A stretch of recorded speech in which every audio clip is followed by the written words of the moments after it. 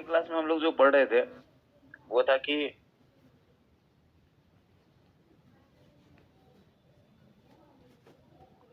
Sir थोड़ा सा voice कीजिएगा ना। ओके ओके, अब क्लियर है ना? ठीक है, हाँ अभी यस सर अभी ठीक ठीक है, आराम से रहिए। पोस्ट इंडस्ट्रियल की बात किए थे और इंडस्ट्रियल सिटी की बात किए थे। जो पोस्ट इंडस्ट्रियल सिटी था उसमें सारे के सारे जो वर्क करते थे वो एनिमल्स और जो भी व्यक्ति थे खुद से करते थे, उसमें टेक्नोलॉजी का कोई कंट्रीब्यूशन नहीं था। जब टेक्नोलॉजी आया तो इंडस्ट्रियल सिटी बनना शुरू हुआ। इसमें सारे काम व्यक्ति तो कर ही रहे थे, उसका हेल्प करने के लिए मशीन आ गए, इंडस्ट्री आ गई, ये सारी चीजें लोग का हेल्प करना शुरू किया। अब न्यूक्लियर एनर्जी, इवन के सन सोलर एनर्जी, कई सारी एनर्जी जो है जो इसमें हेल्प करता है, और वो पिछले क्लास में पढ़ाए थे। आज जो हम शुरू करने जा रहे हैं फंक्शनल क्लासिफिकेशन, यानी जो सिटी था, नगर था, शहर था, वो अपने कार्य प्रकार, देखिए प्रकार्यात्मक, इसको हिंदी में बोलते हैं प्रकार्यात्मक, याद रखिएगा हमेशा। सोशियोलॉजी में कार्य को हम लोग प्रकार्य बोलते हैं। कार्य को हम लोग क्या बोलते हैं? प्रकार्य। कई जगह लिखा होगा फंक्शन, है ना? तो यहाँ ये नहीं सोच लीजिएगा शादी ब्याह का फंक्शन हो, वो भी फंक्शन अलग चीज है, लेकिन इस फंक्शन का मतलब है कि कार्य, कार्यशैली, कार्य की बात की जाती है। तो हिंदी वाले तो समझ लेते हैं कि भाई, इंग्लिश वाले तो समझ जाते हैं कि भाई टाइप्स मतलब प्रकार हो जाता है, और इंग्लिश हिंदी वाले में दिक्कत होता है कि प्रकार को, उनको ऐसा लगता है कि गलत क्वेश्चन ही दे दिया, ये प्रकार होना चाहिए। तो नहीं, उस प्रकार का मतलब होता है काइंड्स या टाइप्स, है ना, क्लासिफिकेशंस, वर्गीकरण। लेकिन इस फंक्शंस का मतलब होता है, मतलब यहाँ पर जब हम प्रकार्य का बात करेंगे तो प्रकार्य को इंग्लिश में हम यहाँ फंक्शन बोलेंगे। कि क्या, जैसे आप लोग आम भाषा में बोलते ना, भाई तुम्हारे मोबाइल का क्या फंक्शन है, क्या क्या फंक्शन दिया, मतलब किस तरह का काम करेगा। तो वही, तो यही हम जो क्लासिफिकेशन कर रहे हैं इसको बोलेंगे फंक्शनलिज्म क्लासिफिकेशन, यानी फंक्शन के आधार पर क्या हुआ है, इसका क्लासिफिकेशन हुआ है। हम इसका चर्चा कर रहे हैं, जो आपको चैप्टर में दिया हुआ है पहले ही, फंक्शनल क्लासिफिकेशन। तो हम चर्चा करते हैं फंक्शनल क्लासिफिकेशन का। तो आपको ये समझ में आ गया, वर्क और फंक्शन दोनों दो अलग चीजें हैं। सॉरी, वर्क और फंक्शन दोनों एक चीज है। हम अगर काइंड्स और टाइप्स और ये फंक्शन दोनों अलग चीज है। हिंदी में कहीं कहीं प्रकार लिखा रहता है, प्रकार मतलब टाइप्स बोलते हैं इंग्लिश में, और प्रकार लिखा रहेगा उसको फंक्शन बोलते हैं। तो हम जो पढ़ने जा रहे हैं, जो आपके चैप्टर में ही, सिलेबस में ही, फंक्शनल क्लासिफिकेशन किसका? सिटी का। सॉरी आप जो पढ़ रहे हैं क्लासिफिकेशन ऑफ सिटी, है ना? तो देखो, हर सिटी का, हर शहर का एक अलग अलग अपना कार्य था, उसका अलग अलग कार्यशैली था, उसका अलग अलग काम करने का तरीका था।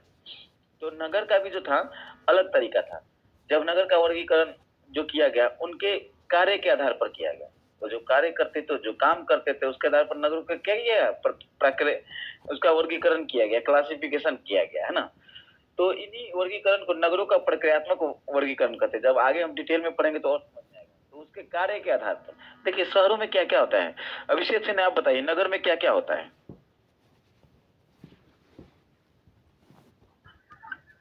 नगर में तो रोड होता है, इंफ्रास्ट्रक्चर होता है, सब कुछ अवेलेबिलिटी होता है, टेक्नोलॉजी ज्यादा होता है, लाइफ आपको बढ़िया होता है। बंगला चौराहा पे कौन सा टेक्नोलॉजी दिखता है?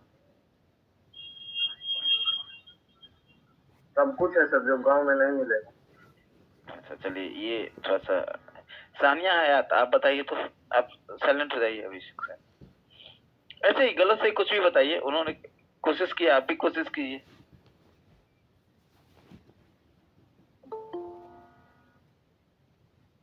गलत भी बोलिएगा तो कोई दिक्कत नहीं, न बोलने में दिक्कत है, ऐसे ही कोई बात नहीं, नहीं बताना चाहिए।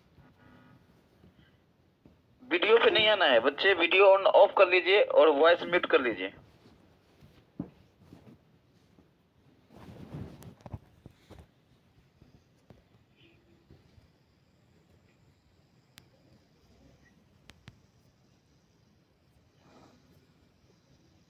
शिवानी राजा, आप बताइए तो,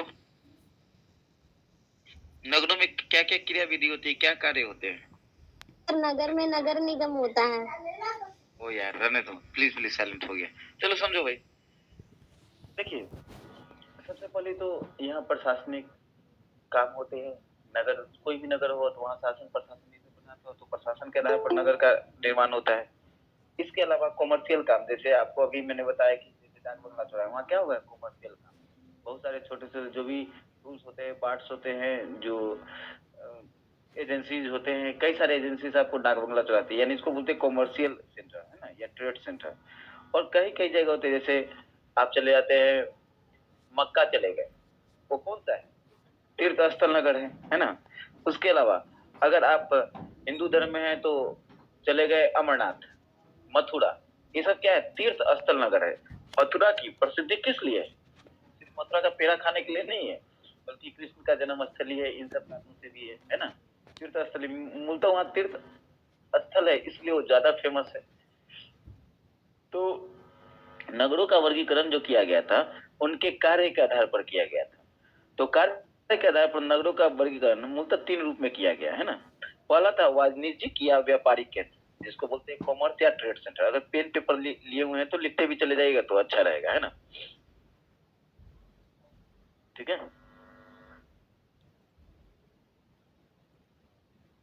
कोई पेन पेपर, कौन कौन पेन पेपर लिए हुए ऑनेस्टली हाथ उठाइए तो, रेज योर हैंड। वहां नहीं, यहाँ पे।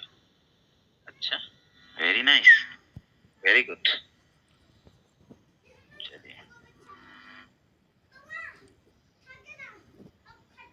चलिए ऐसे ही ऑनलाइन क्लास करना ही चाहिए, है ना। पेन पेपर लेकर के एक तरीके से करने से ज्यादा सही रहता है। Very good.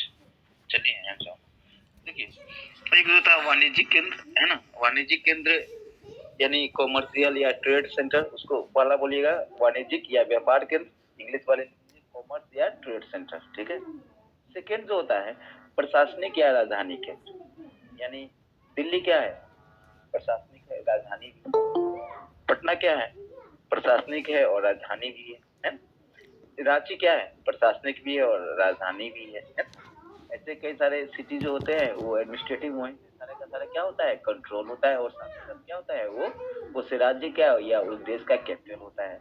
तीसरा है पिलग्रिमेज सिटी, यानी तीर्थ स्थल नगर, पिलग्रिमेज सिटी लिख लीजिएगा। तो इस तरह आप 3 सिटी को देखते हैं। एक जो होता है वो कॉमर्स या ट्रेड सेंटर होता है, सेकंड जो होता है प्रशासनिक या राजधानी केंद्र यानी एडमिनिस्ट्रेटिव और कैपिटल सेंटर होता है, और तीसरा जो होता है पिलग्रिमेज सिटी होता है, यानी तीर्थ स्थल नगर, है ना। कुछ समाजशास्त्रियों ने इस तरह इसको डिवीजन किया, है ना। तो अब पढ़ते हैं वाणिज्यिक केंद्र में क्या होता है। तो ये जो होता है वाणिज्यिक यानी कॉमर्शियल या ट्रेड सेंटर, है ना। इसमें जो होता है कुछ नगर, जैसे कुछ नगर या कस्बा जो होता है व्यापार तथा वाणिज्य यहाँ का प्रमुख क्रियाकलाप भी होता है। यहाँ लोग क्या करता है, व्यापार करेगा या कॉमर्शियल कोई भी चीज करेगा, है ना। यहाँ कोई फैक्ट्री लोहा वोहा का बहुत सारा लगाया हुआ नहीं रहता है, बल्कि यहाँ से व्यापार ही काम होता है ना। लोहा वोहा का फैक्ट्री वगैरह का बात हम आगे करेंगे, है ना। फिर इसका एक उदाहरण बताइए, जो व्यापार या वाणिज्य भारत में एक ऐसा राजधानी का नाम बताइए, एक ऐसा शहर का नाम बताइए जहाँ वाणिज्य और व्यापार बहुत ज्यादा होता है। जिनसे पूछेंगे वही बताएंगे। गीतिका कुमारी आप बता दीजिए, कोशिश कीजिए, जहां पर व्यापार वाणिज्य इंडिया में बहुत ज्यादा होता है।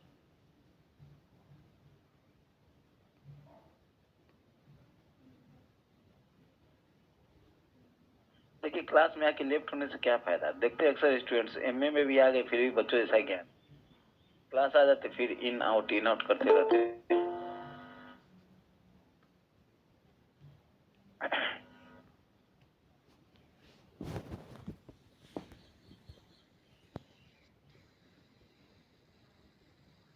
ये आज से नहीं, अंग्रेजों के समय में भी यही हाल था।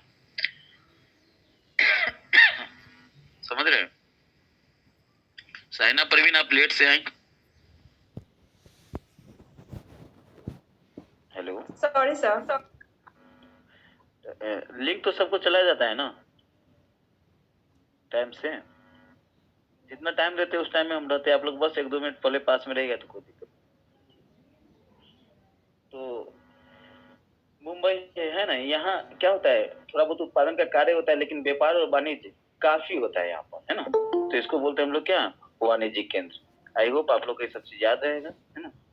इसको हम बोलते हैं वाणिज्यिक केंद्र, यानी कुछ नगर और कस्बा ऐसा होता है जहाँ व्यापार और वाणिज्य उसका क्रियाकलाप होता है, उसका कार्य जो भी होता है वहाँ क्या करता है। जैसे अब पटना में जाइए तो पटना में भी वहाँ वाणिज्य व्यापार का बहुत ज्यादा काम होता है। अगर बिहार में बोला जाएगा कि वाणिज्यिक क्षेत्र वाणिज्यिक नगर कौन है, तो आप ऑब्वियस पटना शहर जो है वो वाणिज्यिक शहर है।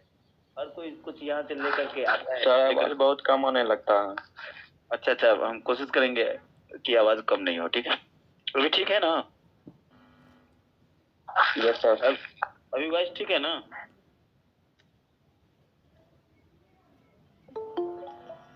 हेलो,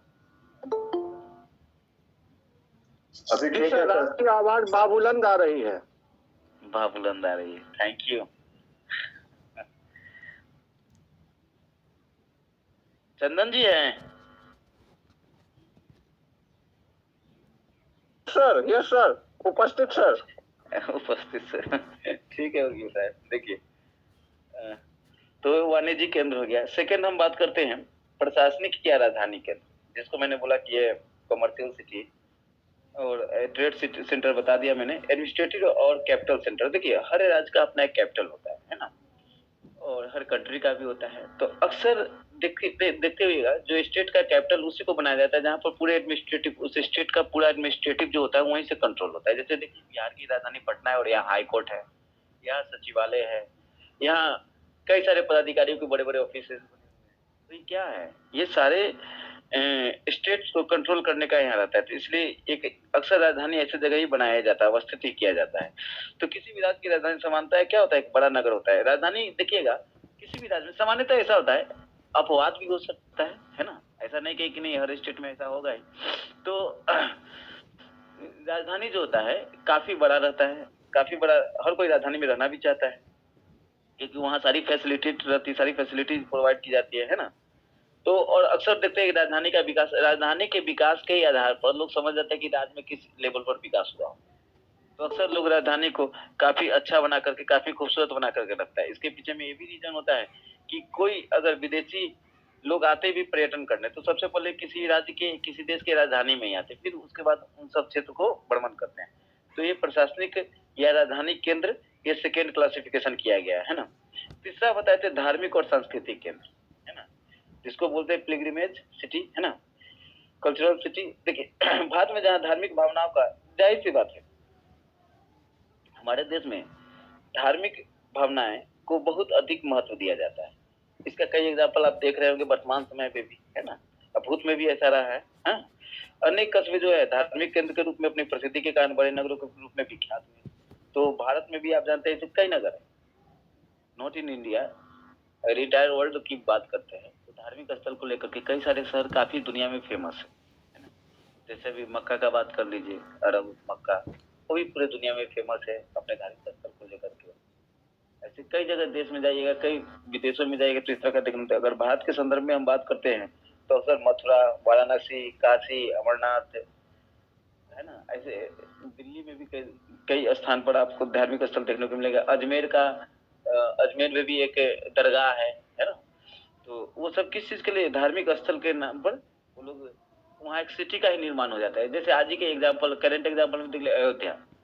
तो अयोध्या क्या हुआ है, एक बड़ा सिटी धीरे धीरे क्या हो जाएगा, एक्सटेंशन उसका होते जाएगा, एक बड़ा सिटी का निर्माण होगा। इसके पीछे भी रीजन क्या होगा, तो धार्मिक स्थल के कारण। आगरा सांस्कृतिक स्थल, ताजमहल, वहाँ धीरे धीरे वो भी शहर क्या हुआ, जब भी अगर हम पहली बार आगरा का नाम लेते तो दिमाग में एक ही बात है भाई, तो वहाँ की ताजमहल आता है। तो उस तरह क्या हुआ, उस नगर का निर्माण होते चला गया। देखा के लिए वही प्रसिद्ध है सर। अच्छा, वो सेकेंडरी है। चलिए, अक्सर विदेश से लोग यहाँ पेठा खाने नहीं आते हैं, ताजमहल ही देखने आते हैं। तो ये तीन तरह का। इसी तरह इसके अलावा कई समाजशास्त्री हुए जो अलग अलग तरीकों से नगरों का वर्गीकरण किए, लेकिन सार सबका एक ही है। जो हेलवर्ट थे, एले हेलवर्ट है, वो कहते कि भाई यहाँ नगरों का विभाजन वो 5-6 रूपों में करते हैं। वे बोलते हैं एक उत्पादन केंद्र होना चाहिए, प्रोड्यूसर सेंटर होना चाहिए। इसका मतलब क्या है, नगर का निर्माण हुआ, जैसे दिल्ली का गाजियाबाद का क्षेत्र देख लीजिए, उत्पादन केंद्र है, वहाँ हर चीज का फैक्ट्री लगा हुआ है। आप शिमला में चले जाइए, कई सारे दवा खाना मिलेंगे, दवाओं का फैक्ट्री। चूंकि वहाँ टेम्परेचर कम है इसलिए वहाँ क्या है, चूंकि दवाएं, वहाँ दवा के लिए क्या चाहिए, उसके अनुकूल फैक्ट्री चाहिए, है ना, उसके अनुकूल चाहिए। तो वहाँ दवा, उत्तराखंड, शिमला, आप हिमाचल प्रदेश चले जाते हैं, आप नॉर्थ ईस्ट के कुछ स्टेट में जैसे कि अरुणाचल प्रदेश, मणिपुर में जाते हैं तो वहाँ बहुत सारे दवा की इंडस्ट्री मिलेंगे, इंडस्ट्री वो इसलिए मिलते हैं कि उनके अनुकूल वहाँ वातावरण होता है ना। अक्सर आप ऐसे सुनते हैं बेंगलोर सिटी आईटी सेक्टर है। क्यों आईटी सेक्टर है, कोई बता सकता है? एनीवन?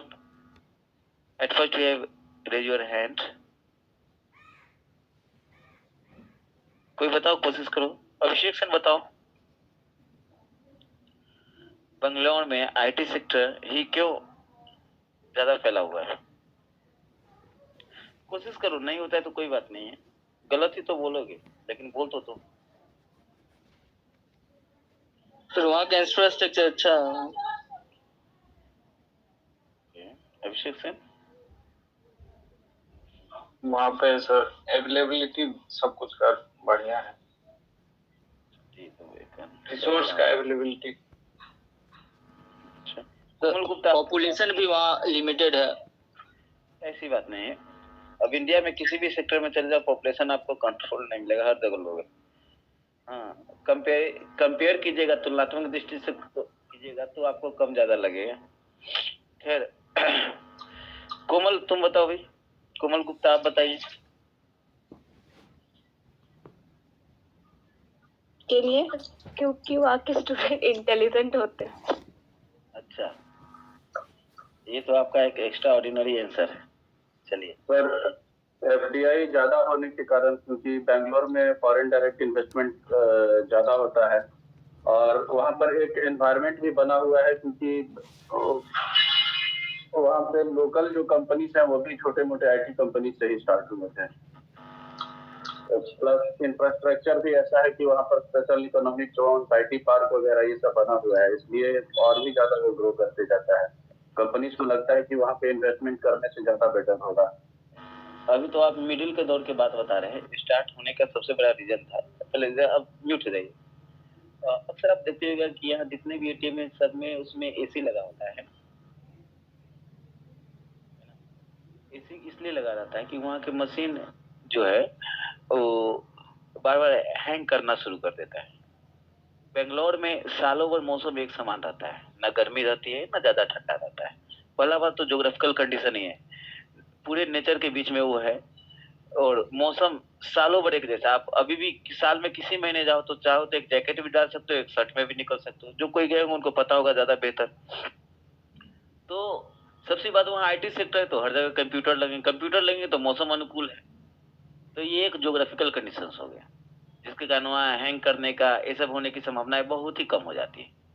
टेम्परेचर अच्छे हैं और धीरे धीरे जो वहाँ आईटी सेक्टर डेवलप हुआ, क्योंकि साउथ के स्टेट्स है और आप तो जैसे बोले वहाँ के स्टूडेंट नहीं, वहाँ स्टूडेंट वहाँ के प्रॉपर नहीं होते, अन्य स्टेट से जाकर के वहाँ लोग जॉब करते हैं। तो ये तो छोड़ी तो कि कहाँ के स्टूडेंट इंटेलिजेंट है, कहाँ के स्टूडेंट इंटेलिजेंट नहीं है, तो अलग ही सी बात हो गई, ये डिस्कशन का मैटर नहीं है। तो आईटी सेक्टर होने का कि वहाँ का ज्योग्राफिकल कंडीशन भी क्या है, उसके अनुकूल है ना। मतलब जो भी टेक्नोलॉजी है उसके अनुकूल है। जैसे देखिए ना, अभी बिहार में ही यहाँ इंडस्ट्री अगर लगाना हो तो अक्सर फैक्ट्री, कोई भी लोहा का फैक्ट्री खरीदने जाइए तो बोलेगा कि अन्य स्टेट से मंगाना है, जो ट्रक पे नहीं आ सकता जहाज से आ सकता है, बड़े बड़े इस चीज से लाया जा सकता, तो उसको क्या कहता है कि भाई अगस्त के महीने में आपको भेज दिया जाएगा वो फैक्ट्री। मतलब अगर नदी के, समुद्र के किनारे, नदी के किनारे, तो क्योंकि गंगा के थ्रू अगर आने वाला होगा तो अगस्त महीने में जो जहाज आती है, बड़ी बड़ी शिप आती है, उस पे बड़े बड़े इंडस्ट्री का जो भी सामान जो काफी हेवी होता है, हेवी गुड्स होते हैं, वो जहाज से भेज दिया जाता है अगस्त के महीने। क्यों? क्योंकि अगस्त के महीने में बाढ़ आ जाती है, गंगा का पानी का लेवल ऊपर आता है, तो इजीली होता है कि यहाँ आ जाता है सामान में, है ना। अगर सालों भर गंगा का पानी काफी ऊंचे लेवल में रहे तो जहाज का आने जाने में सुविधा होगा, तो व्यापार सालों भर हो सकता है।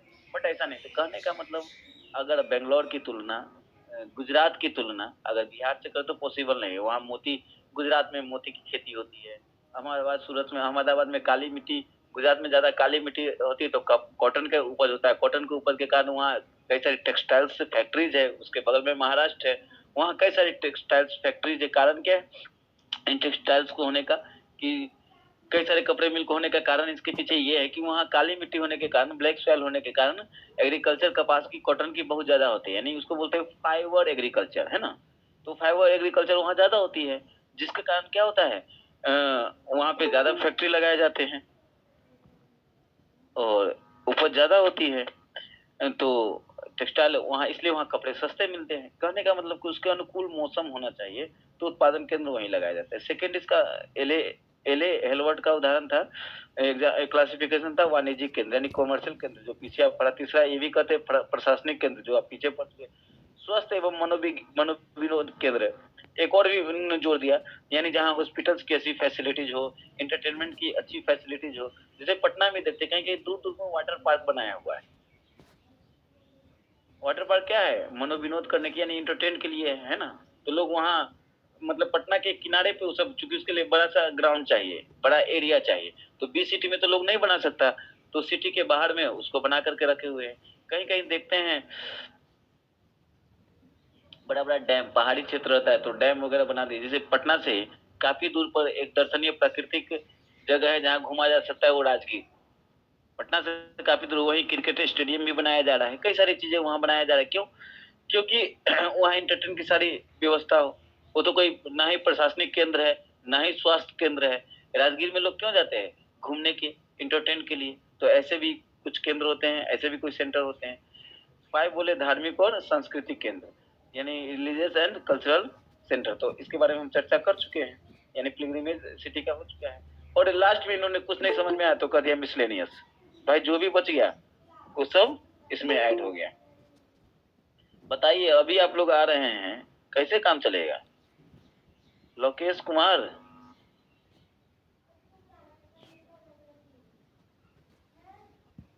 क्लास खत्म होने को रहता है तो आप लोग का आना प्रारंभ होता है। और अभी एक और कोई ऐसा नहीं है? हेलो, हाँ शायद से नहीं आए। हेलो, वॉइस क्लियर है सबको? Yes sir. अभी आप लेट आई हैं?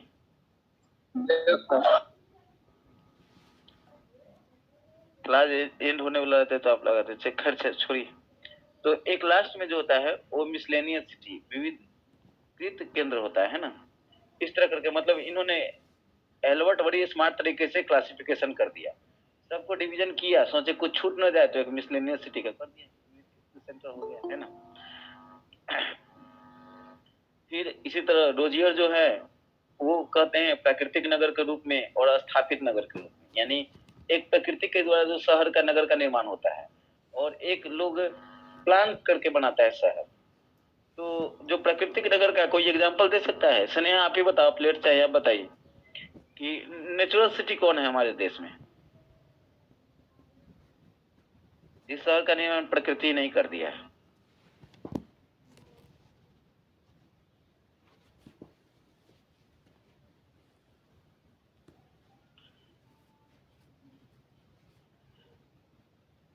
हाँ रोनित आप बताना चाहेंगे, बताइए।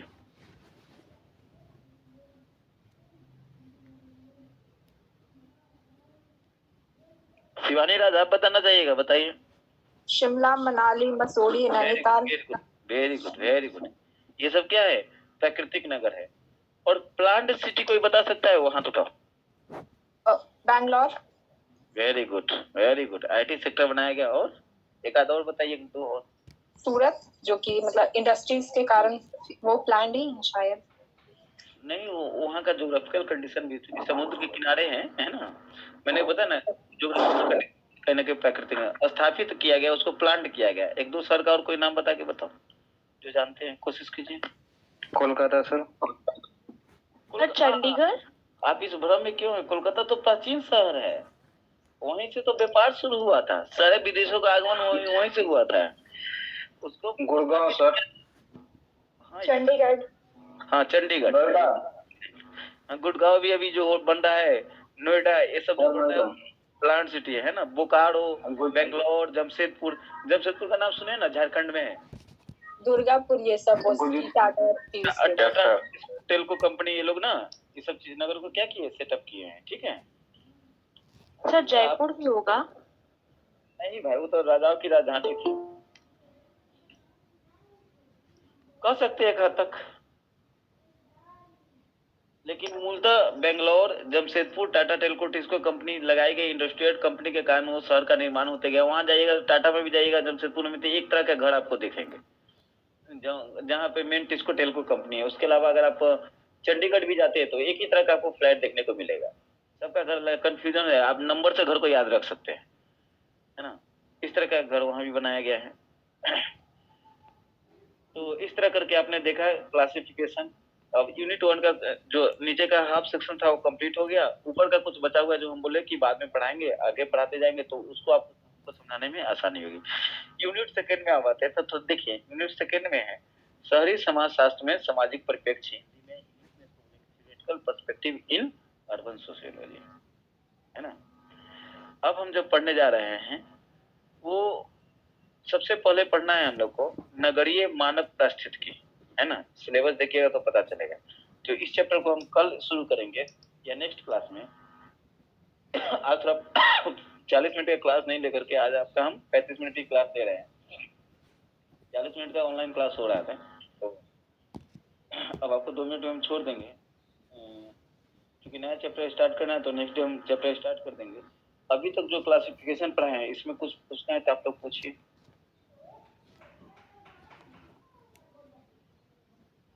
चलिए कोई क्वेश्चन नहीं है। हाँ एक चीज और जो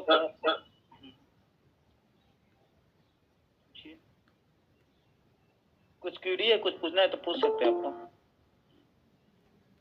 राहुल क्लास ओवर होने के हुआ तब आप आ रहे हैं, टाइम से आ जाएगी। हाँ कुछ पूछना है तो पूछिए। ऑर्थोजेनेटिक और हेट्रोजेनेटिसिटी उसको हम बोले थे उसको पढ़ाना है अभी। जब कल्चरल क्लासिफिकेशन पढ़ाएंगे ना, हम बोले थे ना कुछ चीजें जो बच गई उसको पढ़ाते जाएंगे। ऑर्थोजेनेटिक तो बनाए जो कल्चरल क्लासिफिकेशन के रूप में उनको देखा जाता है। ये क्वेश्चन आपका उस दिन में था।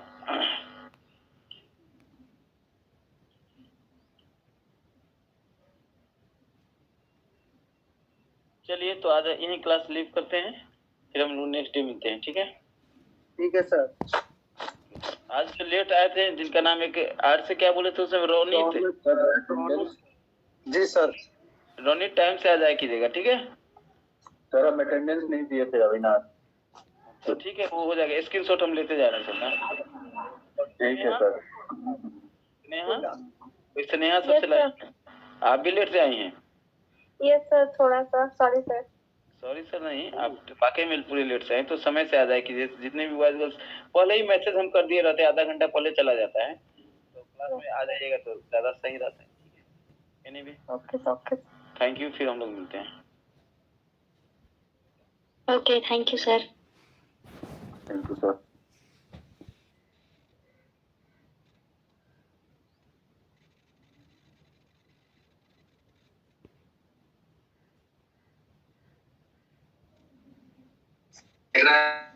इसलिए आवेंगे, ठीक है। और स्वाद सीधा पे हो लिया है।